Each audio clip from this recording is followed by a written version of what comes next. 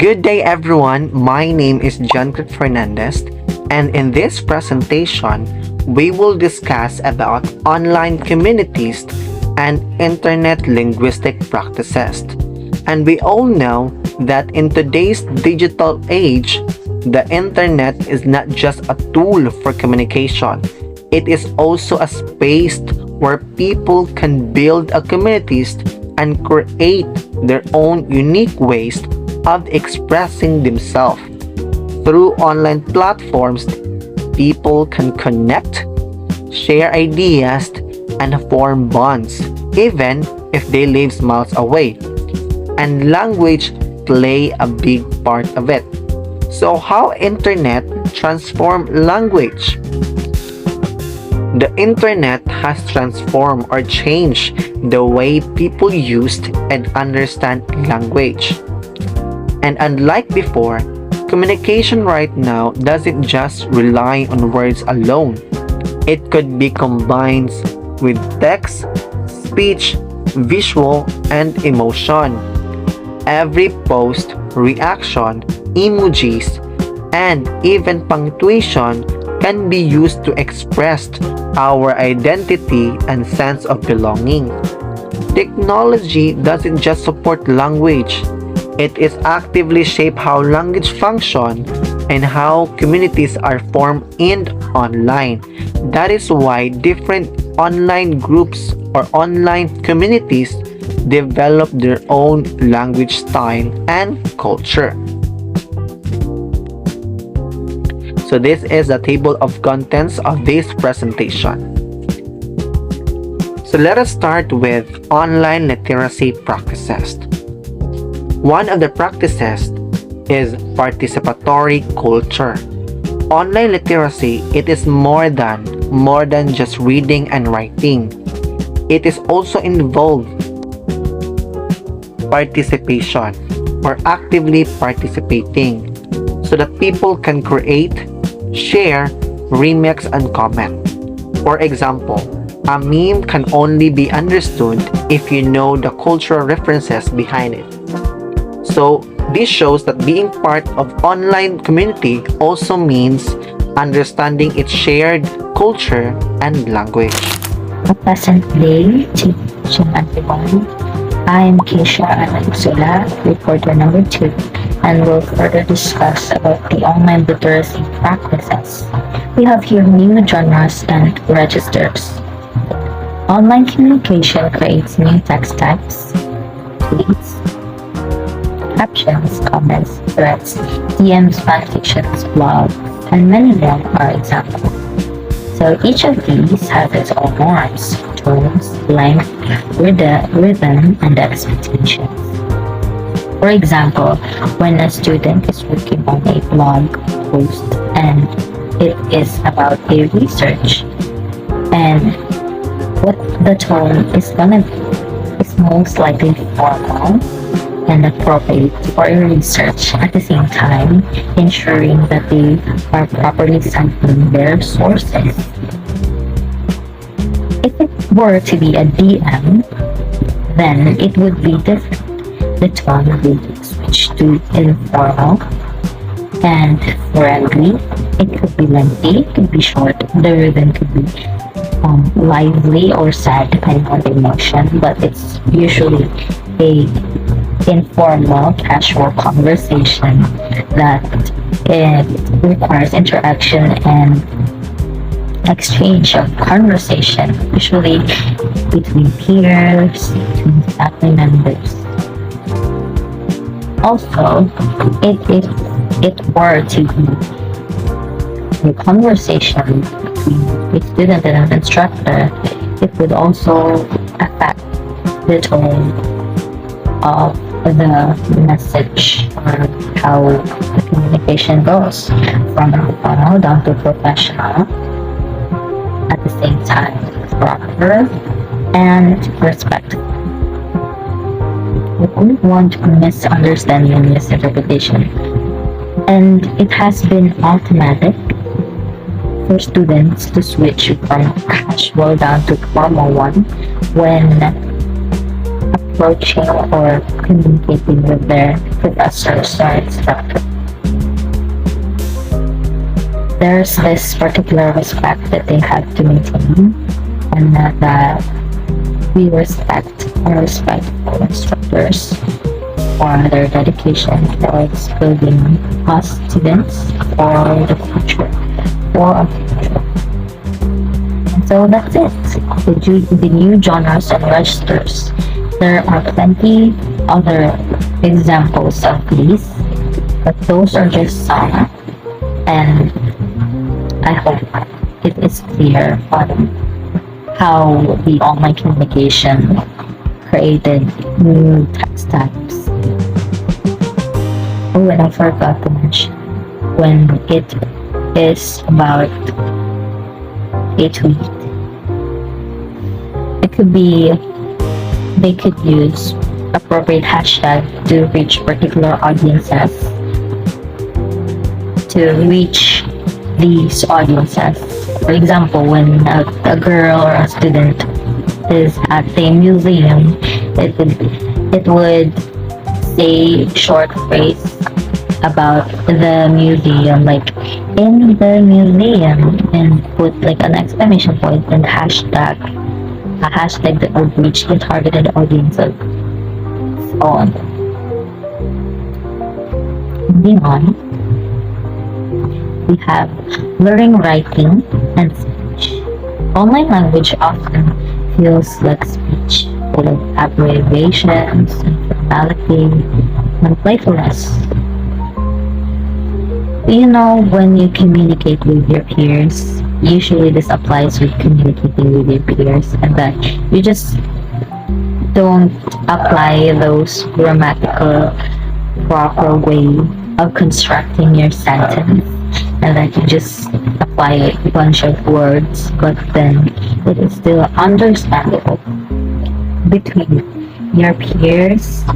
You and your peers would 100% understand, and it plays with the words in a way that it doesn't even use the complete word itself. It says here common instead of coming, and do not spell you completely, and also use these emojis. We have plenty of emojis to choose from with the technology that we have right now, and we have different emojis to express whether or not we feel happy or whatever emotions we feel.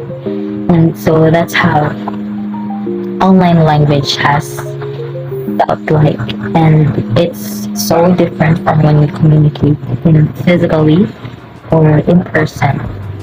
And also, one of the common abbreviations we usually use these days are the NBN, never mind, TBH, to be honest, BRB, be right back, and OMG, oh my god, and plenty of other abbreviations. So that's it for the learning writing speech. The next one, we have the community knowledge. Online literacy is community-based. To participate fully, you need to learn the group's code, humor, and symbols. So when we talk about community knowledge, it's really broad. It varies depending on what particular community you are involved with. Personally, I got involved with video games community because back then, during the pandemic days, we have nothing else to be busy on but our phones, our mobile phones. And so video games were so popular back then, and that I got influenced by my friends myself to play it, and it was fun. And as I was playing it, I had to learn their ways of communicating. They have abbreviations, they have different ways on how they communicate. Those stickers or emojis they use on game, they say GG when the game is ending, and that to express the game. And also they have different humor. They apply being sarcastic sometimes when they think player is not doing well. That is just an example based on my experience. There are plenty of other platforms that you could apply because different platforms or community has different ways of how they handle it or how they communicate or interact with one another. And so it has to be learned in some ways in order for you to feel accepted and a place where you belong. And we all have our own preferences on which community we love to be involved in. And so that's it for my part of the recording. And I hope you understand. And for the next presenter, we have. Good morning, everyone. So today, I will tackle about capitalization and punctuation. So, capitalization and punctuation explain how the way we use how the way we write using capitalization and punctuation. And punctuation can affect how people understand our tone or feelings in messages, especially in texting or online chatting. So first, we have capitalization. So capitalization talks about how using big or small letters changes the feelings of a message. So, example of all caps. So the example of the all cap is stop it. So, the tone of stop it, the sounds like shouting, anger, and strong emotion. So, let's proceed punctuation. So, punctuation cures social media beyond grammar.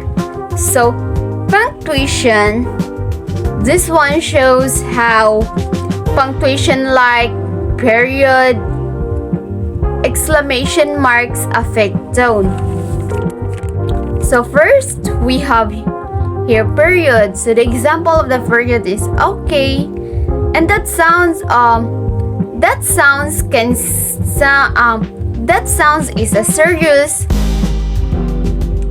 cold or final, like the conversation is over.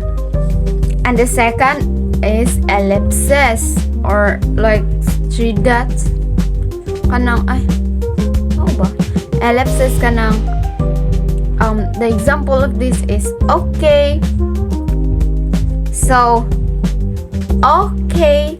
So this sounds is gipakita niya diri ang hesitation, awkwardness, or discomfort. Discomfort. And the exclamation marks like things, it shows the excitement and friendliness.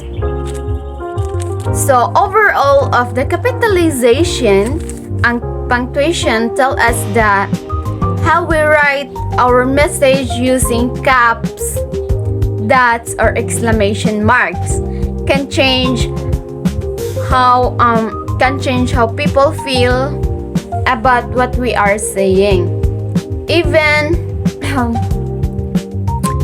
a small period or capital letter can make our message seems happy, at the same time mad, or you are not unsure.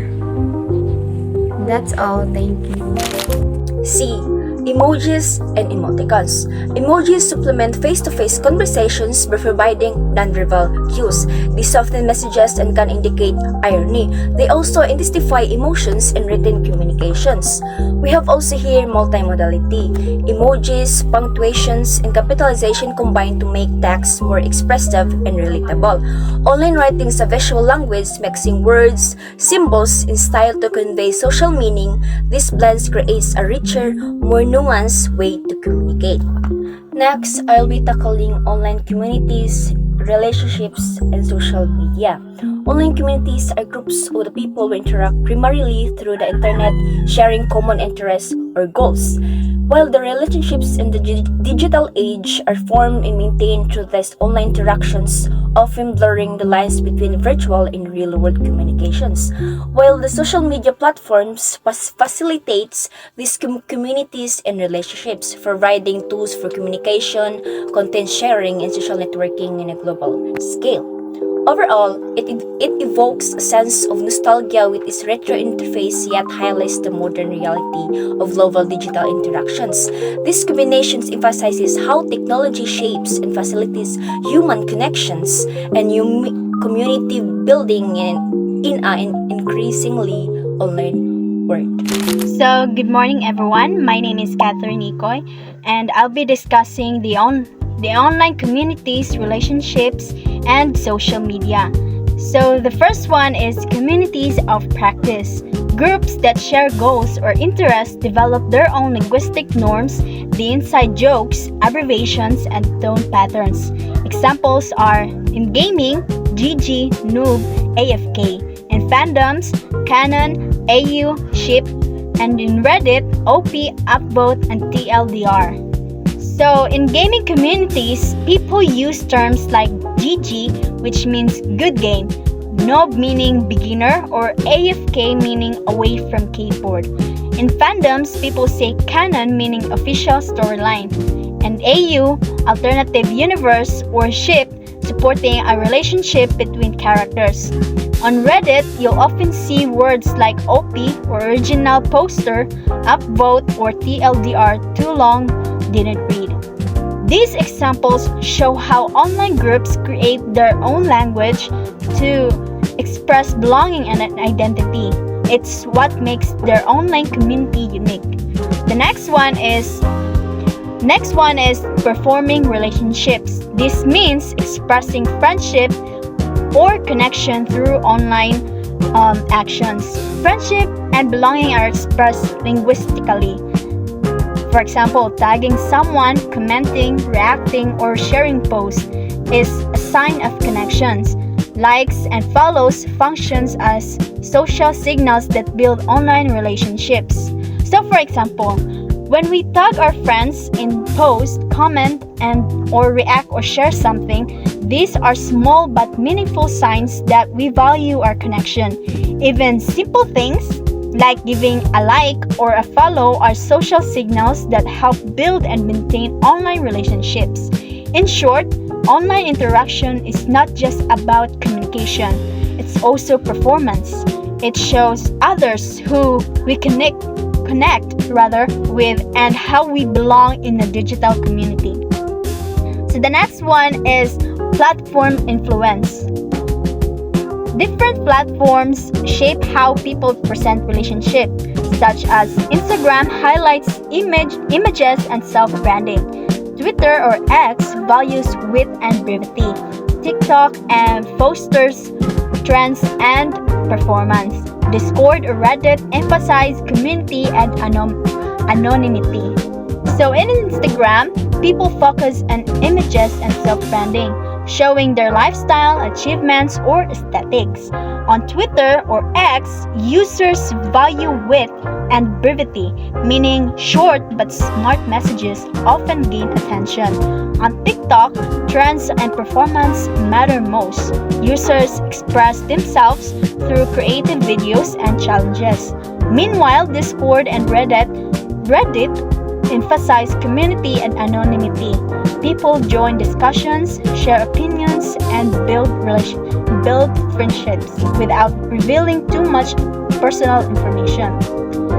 Meanwhile, So, to summarize everything, depending on the platform, people change how they communicate and present themselves to fit the environment. And that's all. Thank you. Context collapse. Context collapse happens when different people in your life, such as friends, teachers, family, and strangers, are all become part of one audience online.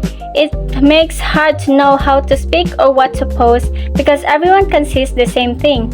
In real life, we act differently depending on who we are with. But in social media, those boundaries are disappears. And because of that, people try to manage their posts by changing their language, adjusting privacy settings, or creating separate accounts. Context collapse reminds us to be careful about what we share online. Whose Zoom means who? This shows how people around the world have gone through big changes in the way they communicate, learn, and work, especially online platforms like Zoom. Let's moving on to the rise of video meetings. The use of video meetings has become very common today. Apps like Zoom, Teams, and FaceTime help people talk as if they were meeting in person. However, these tools also bring new challenges. People need to think about how they look on camera and follow online meetings rules like muting their microphone or using good lighting. Seeing themselves on screen all the time can also make them feel more self-conscious. Hello everyone, good afternoon. By the way, this is Anthony Margalio and I will be discussing about the Zoom fatigue. So, Zoom fatigue means is a mental and physical exhaustion caused by prolonged video conferencing. It results from the intense focus required during virtual meetings, lack of nonverbal cues, limited mobility, and the pressure to appear attentive on camera. So from the word here, prolonged video call, conferencing can cause the fatigue, and also the long Zoom online class, and also the long virtual meetings can cause Zoom fatigue. So there are 5 causes for the Zoom fatigue. The first one is the excessive eye contact. The second one, lack of non-verbal cues. Third one is seeing yourself constantly. Fourth one is reduced mobility. And the fifth one is cognitive overload. So these are the 5 causes for the Zoom fatigue. So if there are causes for the Zoom fatigue, there are also tips to reduce the Zoom fatigue. The first one is take breaks between calls. Second one, turn off self-view. Switch to audio only when possible. Move during calls. Limit unnecessary meetings. Set clear agendas and end times. So these are the 6 tips to reduce Zoom fatigues. And also, there are the symptoms for Zoom fatigue like headaches, dizziness, aching muscles, muscle weakness, and also the chronic tiredness, sleepiness, or lack of energy. So these are the symptoms for the fatigue. So one of the best example for this Zoom fatigues is teacher Emma, a project manager. She has 6 Zoom meetings scheduled back to back with no breaks in between. By the end of the day, her eyes are strained, her shoulders are ache, and she finds it hard to concentrate even on simple tasks. Why it causes fatigue? Because she has no time to mentally reset between meetings, is sitting still for hours, and constantly feels like she's on stage. So this is the Zoom fatigue. So proceed, let's move on to the next, which is the new rituals. So new rituals are simple, repeated actions we create on purpose to bring comfort, connection or meaning to our daily lives, especially during times of change. So, like, for example, morning coffee with no phone. So, start your day with coffee and no phone. Like, you will be enjoying your coffee or tea each morning without checking your phone. Why it is important? Because it creates a peaceful moment to start your day with calm. And also the we students like like do a Monday motivation, just like starting every Monday with your favorite upbeat songs. Just like for me, my favorite song right now is Golden. So every Monday, I will play Golden for me to motivate for this week, because we all know that college life isn't easy, but we need to strive for us to be successful someday and somehow. But going back to my topic, so like why it important? Because boost your mood and motivation for the week. So this is in your rituals. So let's proceed to the next, which is the online avatars. So we all know that online avatars are the pictures or digital characters that show who you are on the internet, like in the video games, chat rooms, or social media. So to further discuss or to know more about this online avatar, allow me to introduce you to the next reporter, which is Geraldine Hintapa, because she will be discussing further about these online avatars. So in continuation of the reporting, we have there the fifth one, which is the online avatar. So the online avatars represent the way individuals construct and explore their identity in digital environments. We have there 4 characteristics of the online avatars. We have there the first one, which is constructing the digital self. Online identity is performed through choices of images, texts, and tone. Profile pictures, bios, and usernames are used to communicate affiliation and personality. Avatars themselves allow for creative self-expression or the maintenance of anonymity, giving users control over how they present themselves in digital spaces. We have their second one, which is multiple identities. So, people often manage multiple personas across platforms. Users frequently manage several distinct personas across different platforms. For example, one might maintain a personal identity in LinkedIn, a social one in Instagram, a humorous one on Twitter, and an anonymous one on Reddit. This management of multiple identities demonstrate the fluid and context-dependent nature of the digital self. We have there the third one, which is the virtual world and gaming. Wow. Many people are very excited of this virtual world and gaming, yes. In gaming or metaverse spaces, avatars can be fully embodied with visual, behavioral, and linguistic traits. We have there, for example, choosing a gender, species, or voice, which allows for a deeply immersive and comprehensive form of digital self-representation. And lastly, we have here the identity experimentation, which will be reported by Miss Sheen. So, let's continue with online avatars. Identity experimentation.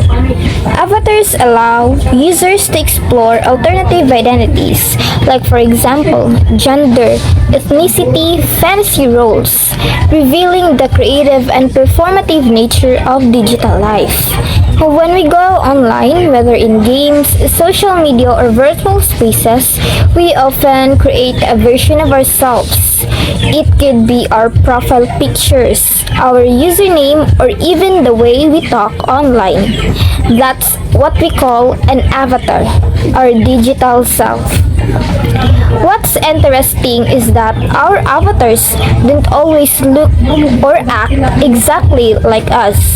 Sometimes they show the person we want to be, more confident, funnier, maybe even bolder than we are in real life.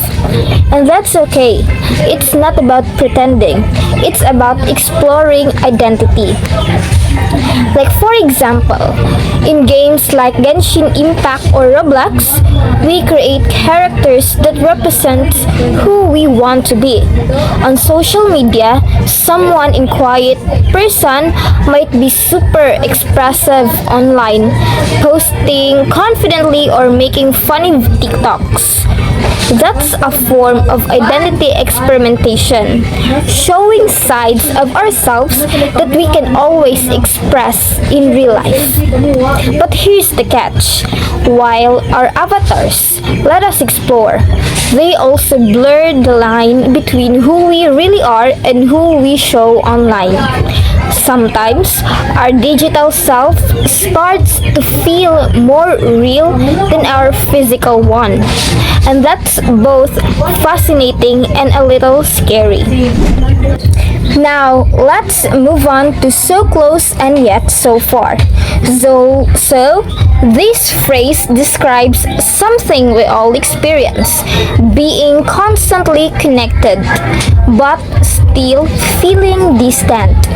Technology let us talk anytime, anywhere. But even with all those apps and chats, something still feels missing.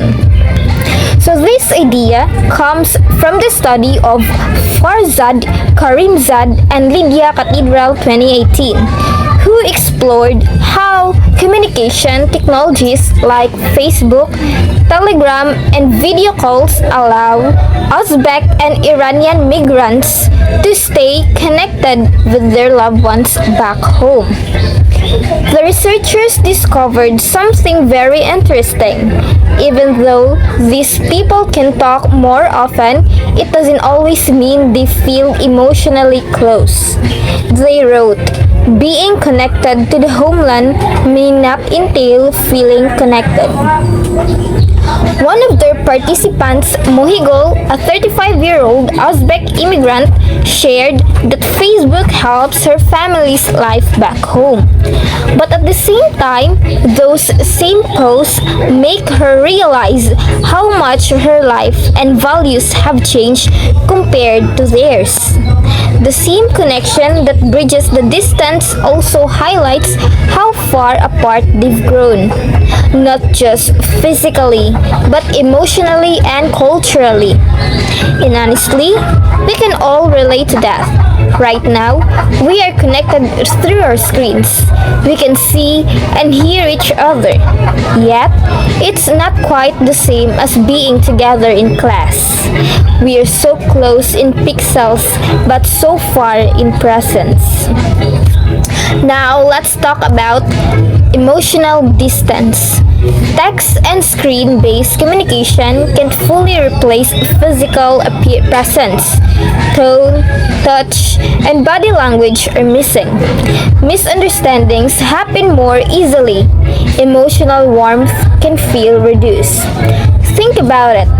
A message or emoji can't fully express real emotion. Sometimes a simple okay sounds cold or haha feels forced.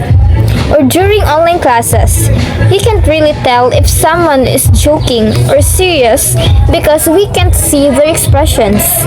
We're connected, yes, but we're not really together. Second is maintaining connection. Despite limits, people use creative strategies to maintain intimacy. Voice notes, video messages, and emojis add emotion. Couples and families use shared rituals. Example, watching shows together online, sending memes, or playing games. Still, we find ways to stay close. We send memes, voice message, or TikToks that says, I miss you, without using words. During the pandemic, People did Netflix watch parties, and families with OFWs shared dinner over video calls. It's not perfect, but it's proof that love and friendship can travel through signals and screens. The blurred line between public and private. Online interaction mix intimacy and publicity. A post meant for one person may be visible to many, changing how emotions are expressed. Another thing is how social media blurs the line between public and private. We post feelings meant for one person, but everyone can see it. Like when someone posts a sad quote or I'm fine, we know it's for someone, right? Like online, our emotions are shared and sometimes performed. It shows how technology turns private feelings into public expressions. So we are so close through our devices, yet so far in our hearts. Let's use technology not to replace connection, but to deepen it. Alright, so last but not the least is pandemic reflection. COVID-19 made these contradictions clearer. We could connect instantly, yet felt isolation deeply. Digital connection is real, but incomplete. So at this juncture, I will tell you on how COVID-19 made these contradictions more clearer. So the COVID-19 pandemic revealed the powers and limits of digital communication. When lockdowns happened, online spaces became our classrooms, offices, and social worlds. Students attended online classes via Zoom. Families reconnected through video calls. And even birthdays or graduation were celebrated virtually. Back then, the internet became our lifeline in a way that it keeps us informed, entertained, and emotionally supported. But despite the constant digital communication, many still felt lonely and drained. It reminded us that the true human interaction goes beyond the screen, as it involves touch, presence, and shared physical energy. People also face digital burnout. Spending hours in front of screens made days feel repetitive and tiring. Yet, it also inspired creativity. People started online businesses, virtual concerts, online advocacy, and community fundraisers. So, the pandemic taught us that digital connection is real but incomplete. It can sustain relationship but cannot fully replace the warmth of face-to-face communication. So that is the end of our main topic on this lesson. And to conclude our discussion on online communities and internet linguistic practices, we can say that the way people use language today has changed dramatically because of technology. Digital communication is dynamic, multimodal, and socially meaningful. Language adapts to technological affordances and community norms. Online identity is flexible and performed across contexts. Technology connects and distances people simultaneously.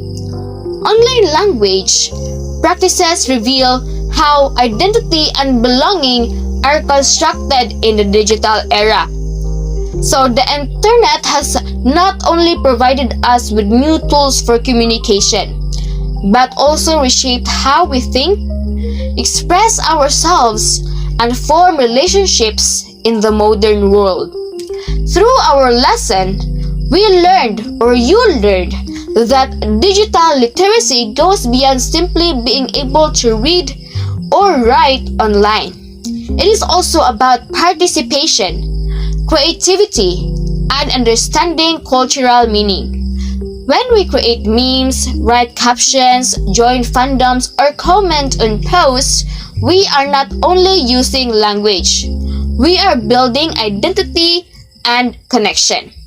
Each post, hashtag, or emoji carries social meaning and emotional expression. We also saw how capitalization, punctuation, and emojis have become part of this new digital language system. These tiny symbols now perform the same role that tone of voice, gestures, or facial expressions once did in face-to-face conversation. Next, we also explored how online communities works, such as gamers, fandoms, or K-pop stans, how they form their mini worlds with shared words, inside jokes, and humor. These groups show that language builds belongingness. The way you type or speak online can immediately identify the community that you are part of. Platforms like Instagram, TikTok, Twitter, and Facebook shape how these identities are performed. Each site has its own rhythm and rules, creating spaces where people can feel seen, heard, and connected. However, we also discuss how technology affects human behavior through video communication. In the Who's Zooming Who part, we learned that video meetings like Zoom and Google Meet change how we interact, especially during the time of pandemic. They helped us stay connected for school, work, and also to our family, but also introduce new challenges like Zoom fatigue, camera anxiety, and constant self-awareness. We also examined online avatars and how people construct their digital identity or their digital selves. A single person might have multiple versions of identity. Like that person might be professional on Facebook, creative on Instagram, funny on Twitter, or anonymous on TikTok. This shows that identity is flexible. Through avatars and usernames, people express parts of themselves that might not be visible offline. Then we talk about the paradox of being so close, and yet so far. Technology let us stay emotionally close through messages, calls, and memes. Yet, it also reminded us of what's missing, like the physical presence, eye contact, and touch. Digital intimacy can be warm but fragile, and misunderstanding easily happen when tone and emotion are lost through text. Still, people have learned creative ways to stay connected, like sending voice notes, playing games together, or sharing virtual moments across distance. During the pandemic, this paradox or contradiction became clearer than ever. Online spaces turned into classrooms, workplaces, and hangout spots. We celebrated birthdays and video calls, comforted our friends through chats, and expressed emotions through emojis instead of hugs. The internet became both our lifeline and our limit. It keeps us close, yet reminded us how much humans need real face-to-face connection.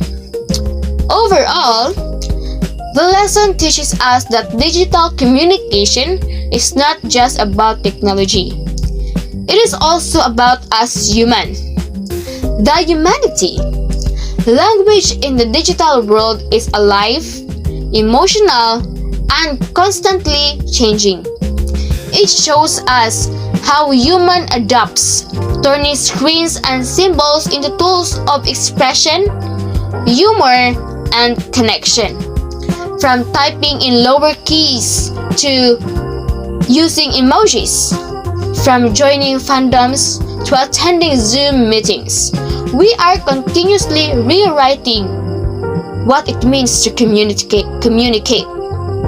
In the end, online language reveals who we are as social beings.